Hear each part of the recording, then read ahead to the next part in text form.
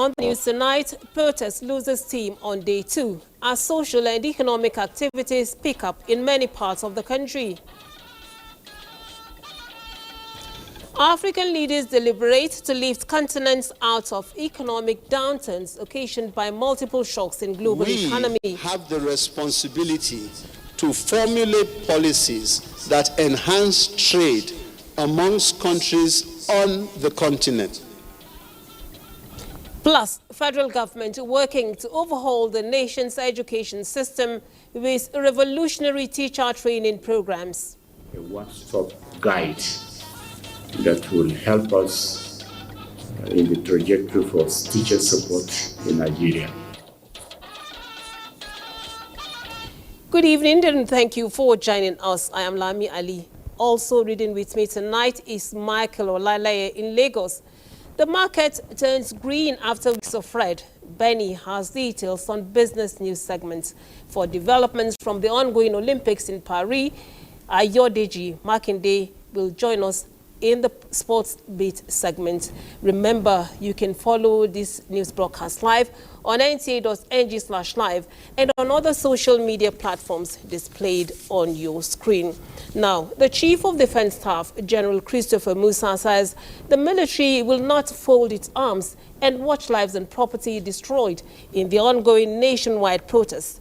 The CDS stated this while addressing journalists on the ongoing nationwide protests, stressing that peace and development cannot be achieved in a state of anarchy.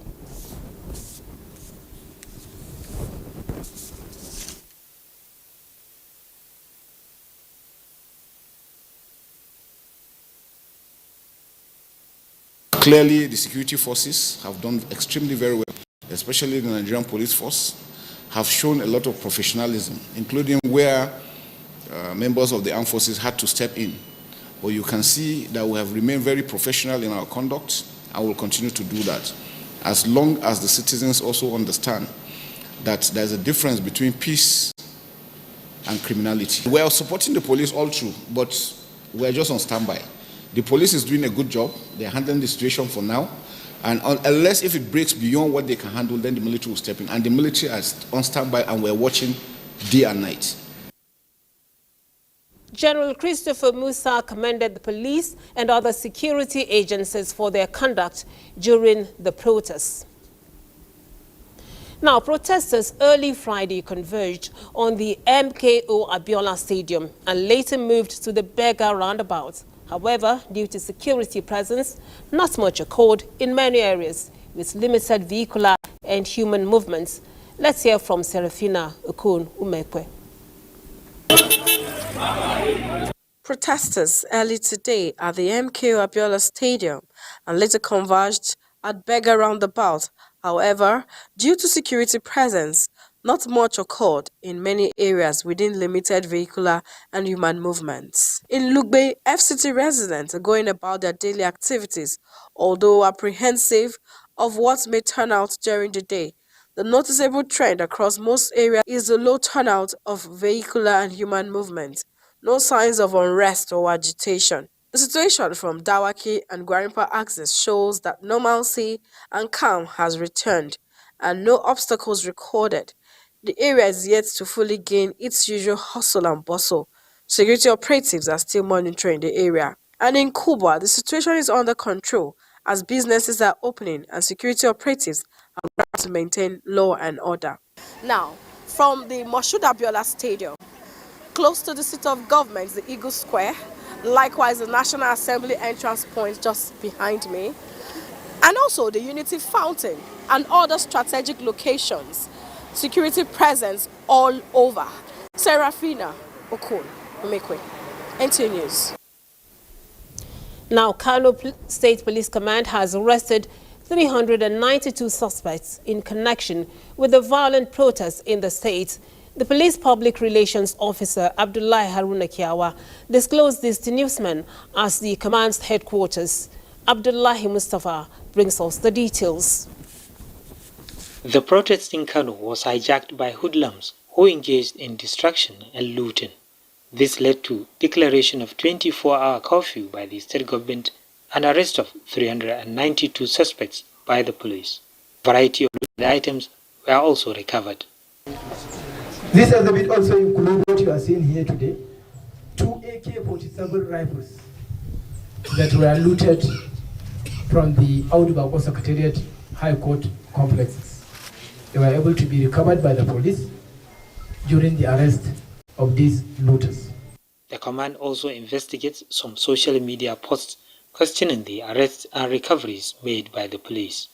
These despicable acts are calculated attempts by enemies of the peace to tarnish the reputable image of the Nigerian police. These images showing suspects and exhibits are linked to the current incidents resulting from the ongoing August 2024 nationwide protest and have no relation in whatsoever with any incident in the year 2011.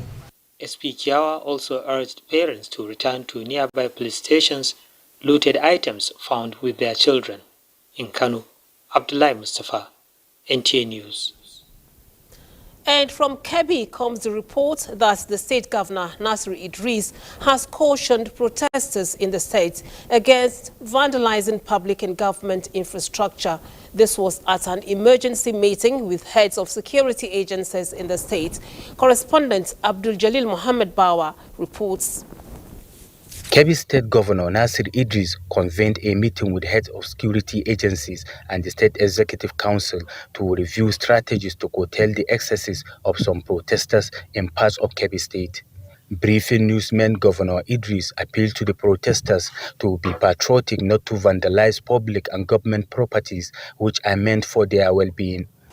As responsible government will not allow people that doesn't have interest of this state at heart to vandalize public utilities, vandalize shops. The governor emphasized the importance of peaceful expression of grievances, highlighting his administration's commitment to the progress and betterment of the state. The government of Kebbi State is doing everything possible to address the challenges faced by its people.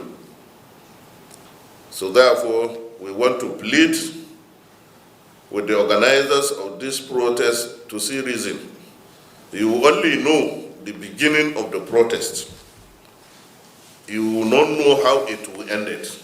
He also urged parents to advise their children against continuing with the protest in the state. In Birnin Kebbi, Abdul Jalil Mohammed Ba, NTA News. Governor Muhammadu Inuwa Yahaya encourages the people of Gombe State to remain steadfast in their resolve to be peaceful following violence recorded in some parts of the state. Emmanuel Akila reports that the governor said this during an inspection of the situation in the wake of the protests that saw the destruction and looting of private and public property. With relative peace in Gombe, after the violent protests that led to the destruction of property, both of private businesses and government offices, Governor Inuwa Yahaya is out to assess the situation. Prior to this so-called protest, we sat with all the stakeholders in Gombe. And I believe that is also what all other leaders did in Nigeria, across the broad spectrum of Nigerians, with every stakeholder, knowing fully well that if you allow any protest to ensue, you will not guarantee that it cannot be penetrated by hoodlums and miscreants who will destroy and cause anarchy, destroy properties, and cause mayhem to the people. Looking at the number of days remaining for the protest, Governor Inuwa Yahaya says, with peace and understanding, there is no need for stricter security measures which could prevent the people from going about their everyday life businesses. There is peace in Gombe. There is no reason to put any curfew on the people who are already aggrieved, who are already hungry, and who are already angry. That is why we decided to make sure that they get opportunity to go and do their businesses and restore normalcy. The governor directs the State Emergency Management Agency to assess the damages with a view to providing assistance to the victims of the unfortunate incident. He also appealed to security agencies to do more to prevent reoccurrence of the August 1st situation. Already, businesses have started opening their doors to customers while the people go about their activities. In Gombe, Emmanuel Akila, NTA News. And Borno State government reiterates commitments to avert reoccurrence of suicide attacks on soft targets, even as it condemns recent attacks in Gwoza and Kunduga local government areas. Governor Babagana Umar Zulum re-echoed the position of his administration when he visited the victims of car attack at Maiduguri Specialist Hospital. Mohammed Guni reports that the governor also announced the lifting of the 24-hour curfew by Saturday at 6 in the morning.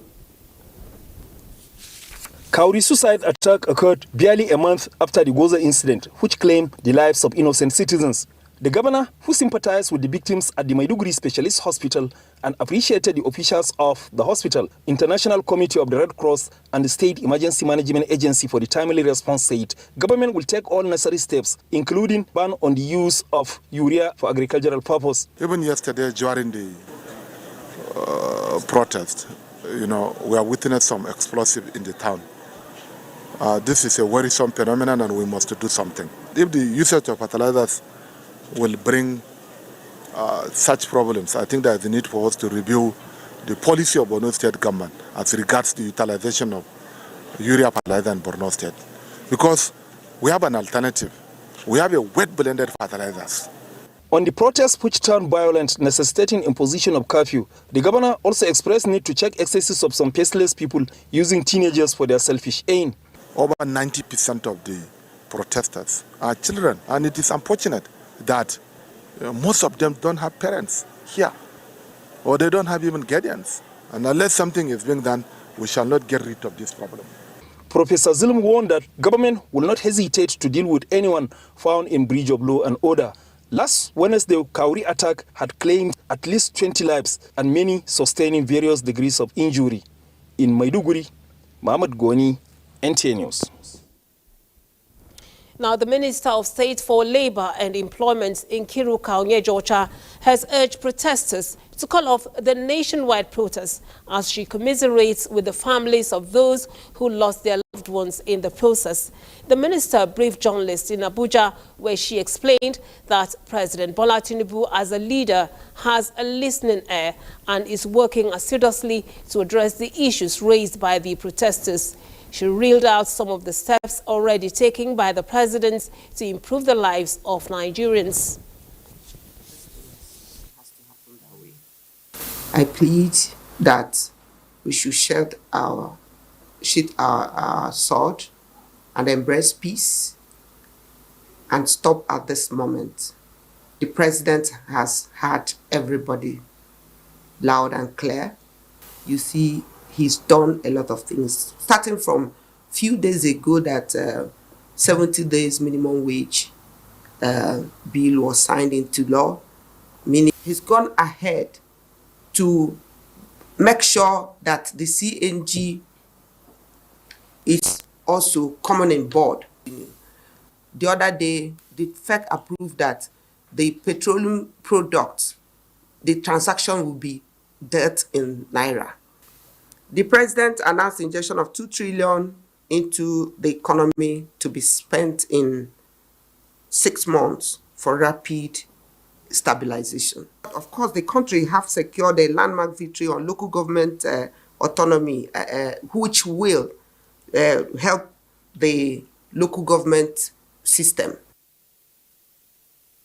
The minister describes the ongoing public announcement for job vacancies in the Nigerian National Petroleum Company Limited as historic and as part of President Tinubu's commitments to ensure transparency and fair play in employment opportunities in the country.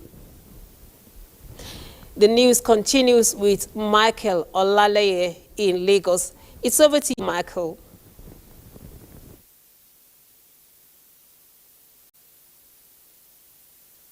Thank you, Lami. Business activities are gradually picking up around market areas in different parts of Lagos on the second day of the nationwide protest as security operatives continue to provide adequate safety for residents. Amaka will monitor the situation and now reports. The planned protest was peaceful in Lagos on day 2 as major actors ended the exercise, but for security operatives who were still sighted within the vicinity. We have been engaging the protesters and they have conducted themselves peacefully and very well.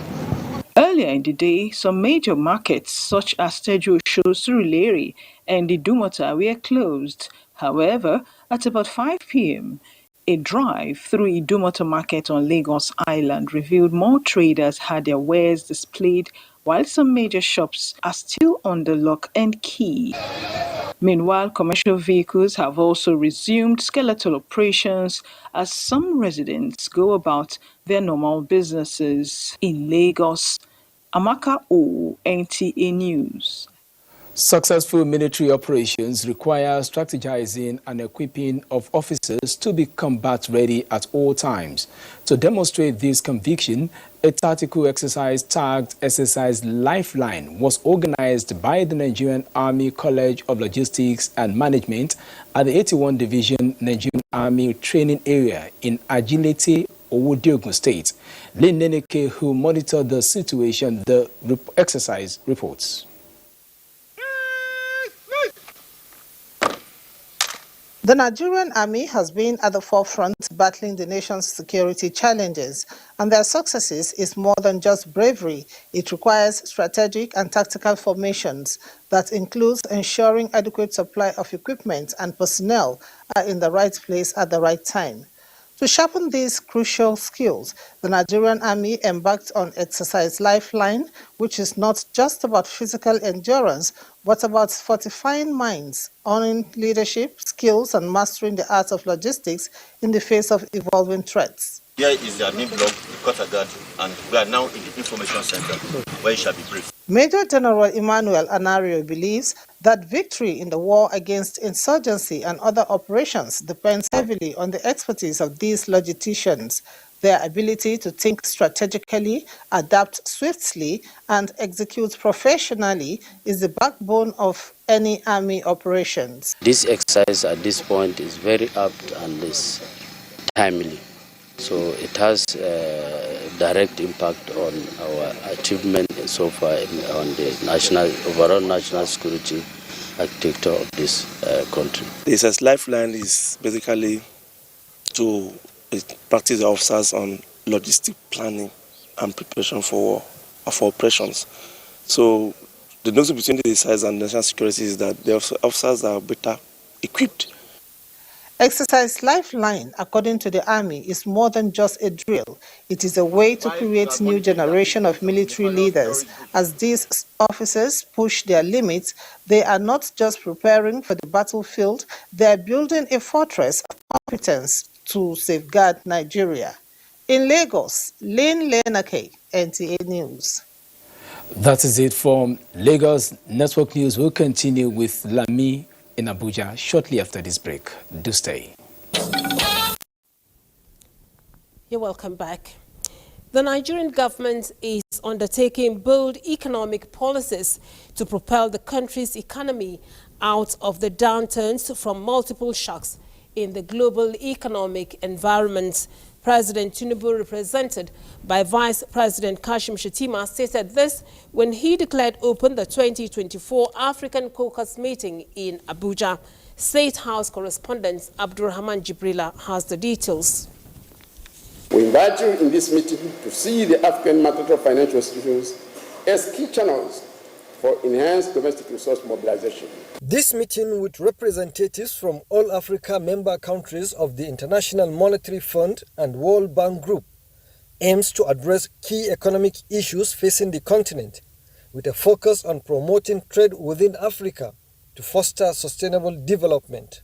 Nigeria called for cooperation among African countries to tackle their shared economic challenges and take advantage of the opportunities. This focus offers a vital platform for us to share experiences, forge partnerships, and chart a collective path forward.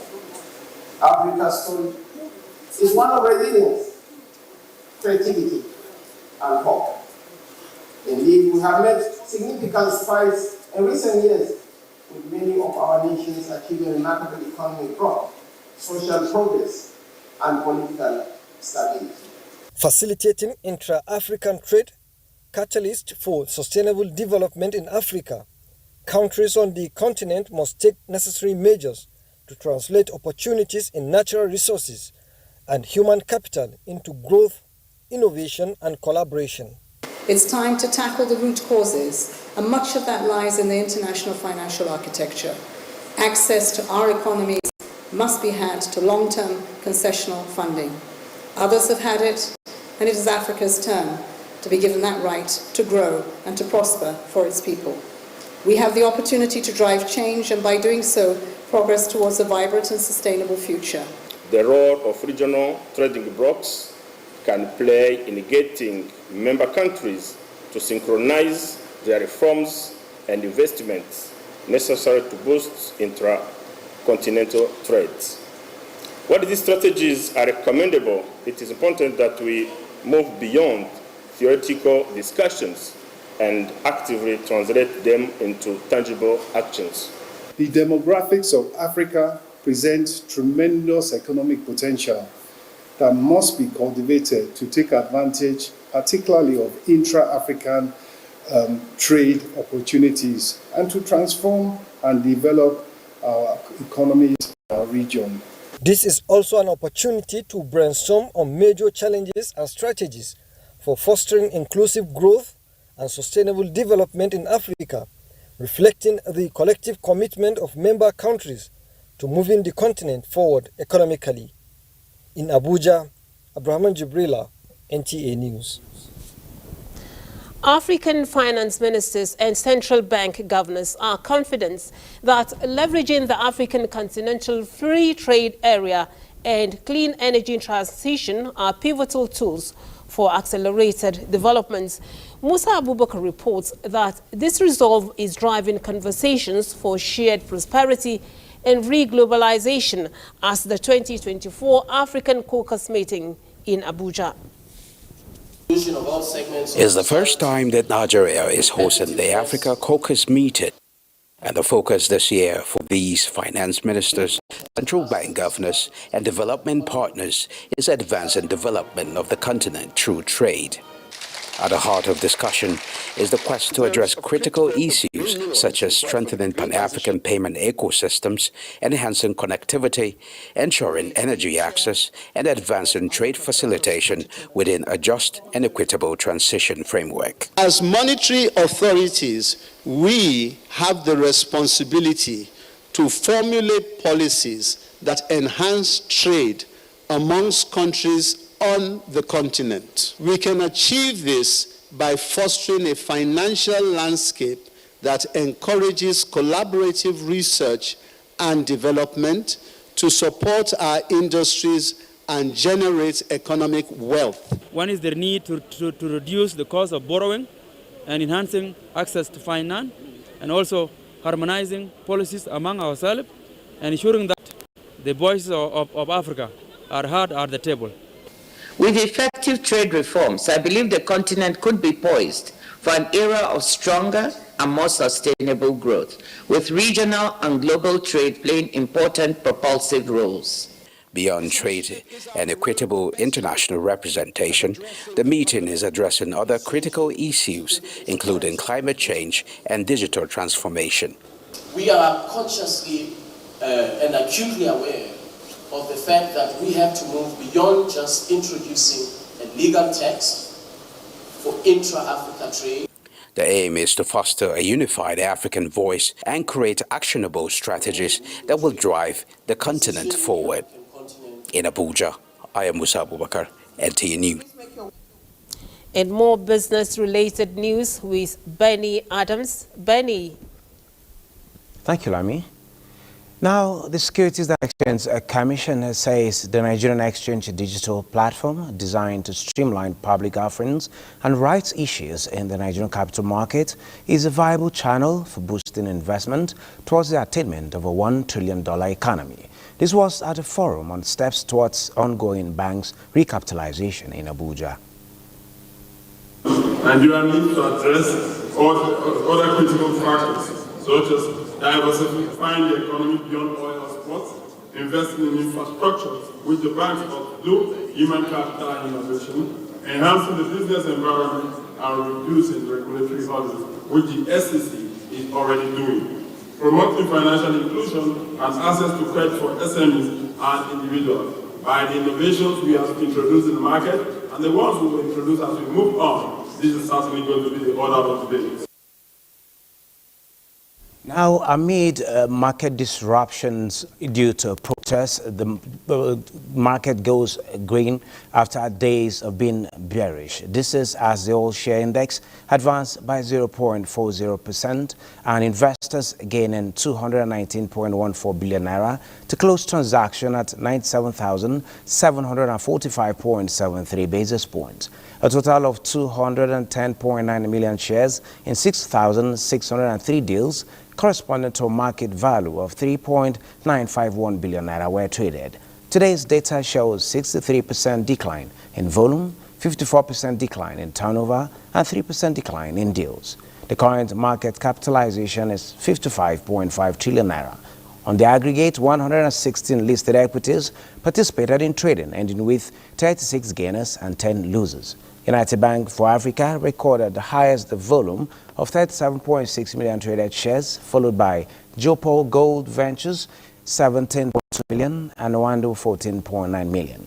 And the month of July also ended on a positive note with 42 stocks recording gains, while 57 posted declines, with 41 stocks recording no price changes. That is business news. Network News continues with you, Lami. Thank you, Benny, for that update. Now, the federal government has established a 9-man technical committee on teachers' training and support, paving way for a transformative overhaul of the nation's education system.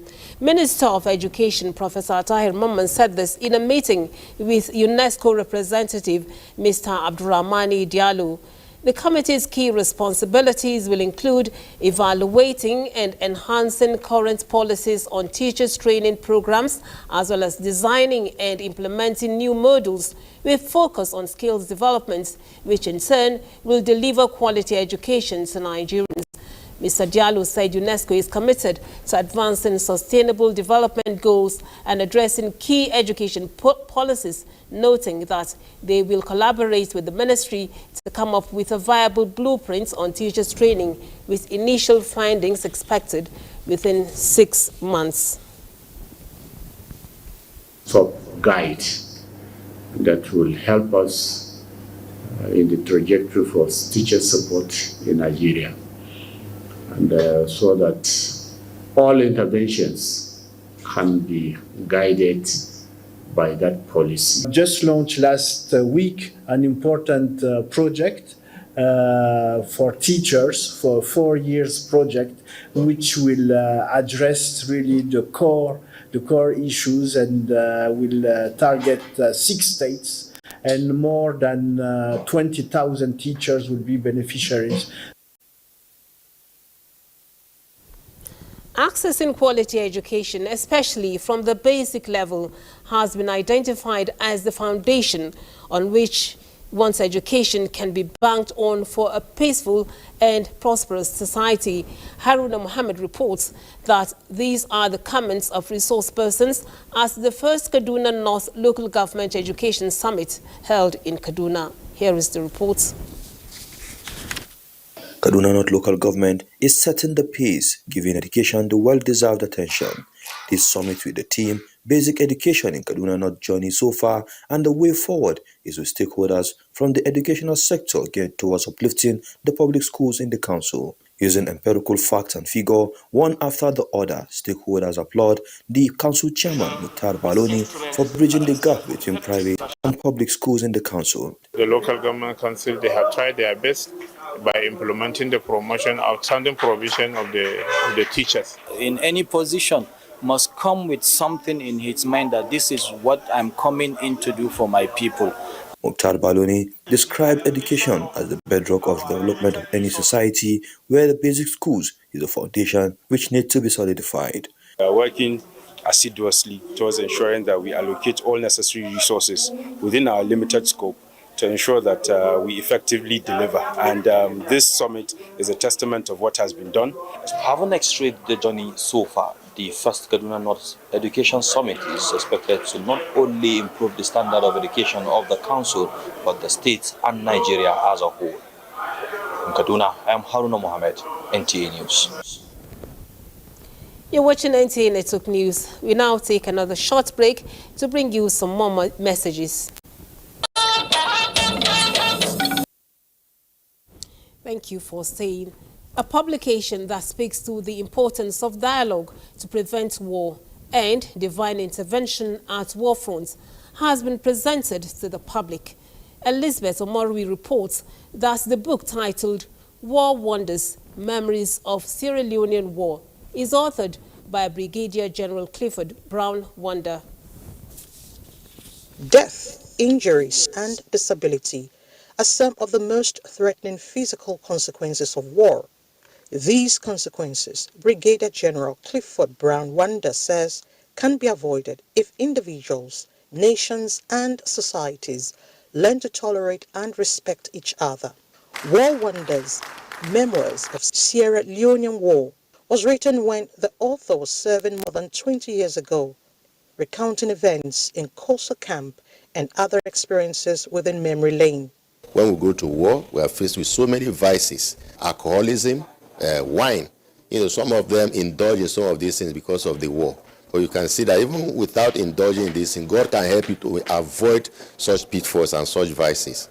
I will employ other women to ensure that we should constantly be praying for our husbands wherever they are. It encapsulates the importance of upholding faith and avoiding acts capable of exposing officers to dangers and tarnishing the integrity of a nation. It takes it on the spiritual side, and that makes me see how, through my exploits in so many operations, God also was there. A lot of benefits to the military, to the doctors, to ENT surgeons, of which is one. The piece, book enthusiasts believe, is a must-read for all military personnel struggling to overcome habits that lower reputation. Elizabeth Omori, NTA News. The Minister of Defense, Mohammed Badaru Abubakar, has commended the bilateral relations between Nigeria and China that has grown significantly over the years, with both nations working together to pursue common interests in addressing common challenges. The minister gave the commendation during the 97th anniversary of the founding of the Chinese People's Liberation Army at Chinese Embassy, Abuja. He noted that the robust partnership, particularly in the area of military cooperation, training and technology transfers, have been critical to both nations, with shared efforts to build a stronger and more capable military institution. Time to take another set of messages as we shall bring you more reports and latest from the ongoing Olympics when we return.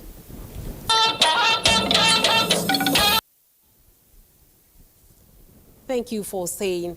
Ethiopia's state finance minister says on Friday that the country expects its creditors to agree to a $4.9 billion restructure of debts when it completes the current restructuring exercise. The announcement is coming as the country puts its long-delayed debt overhaul back on track after securing a new International Monetary Fund financing program. Francis Udojo has this and more on Global Updates. Ethiopia is to receive financing of $3.4 billion for a 4-year program following a deal it struck with the International Monetary Fund last month. Ethiopia, which is East Africa's biggest economy, has since resumed talks to reduce its debt payment burden. The finance minister says the government expects to finalize a deal with each individual creditor country over the next few months. As at March this year, Ethiopia's total external debt stood at over $28 billion. In another development, Venezuela's government has aligned with the Supreme Court's decision to begin the process of investigating to certify the results of the disputed presidential election. The oil-rich Latin American nation was plunged into political crisis after Maduro was announced winner of the July 28 election, a result that defied pre-election polls. Meanwhile, swapped prisoners by US and Russia have arrived in their respective countries as leaders and family members give them heroic welcome. Wall Street Journal reporter Evan Gershkovich and 2 other Americans arrived Texas on Friday for medical checks after being freed by Russia in a huge prisoner swap.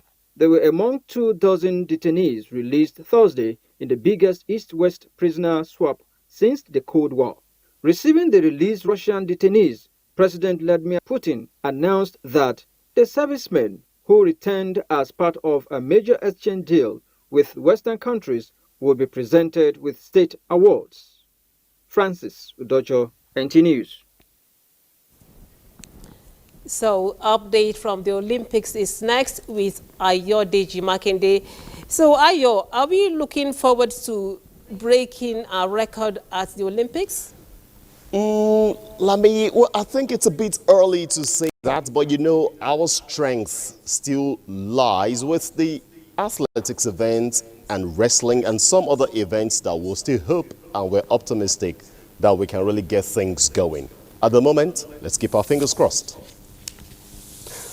Let's begin by telling you that Nigeria's Chukwuebuka Enekwechi is through to the final of men's shot put event after he placed third in Group B. The 31-year-old, with a throw of 21.13 meters, will fancy his chances against a strong field of 12 athletes after qualifying 9th in distance covered earlier on Friday. In another development, Nigerian quartet of Samuel Ogaji, Ella Onojewo or Emmanuel Ifeanyi Ojeli and Patience Okon-George set a new national record of 3 minutes 11.99 seconds in the semi-final of the mixed 4x400 meters. However, the time was not enough to make them contenders for podium finishes as they settled for 4th position. The quartet was up against Great Britain, who won in a new national record of 3 minutes 10.61 seconds. Netherlands in second in a time of 3 minutes 10.81 seconds, and Italy in third in a time of 3 minutes 11.59 seconds. Well, the dream is very much alive as 24-time Grand Slam champion Novak Djokovic beat Italy's Lorenzo Musetti in straight sets 6-4, 6-2 to reach his first Olympic final. The 37-year-old Serbian will go all out for gold against Carlos Alcaraz in the men's singles uncut Felipe Chartier. Djokovic remains the only man in tennis history to be the reigning champion of all 4 majors at once across 3 different surfaces in men's singles, in addition to a triple career Grand Slam, and the only player to complete a career Golden Masters twice.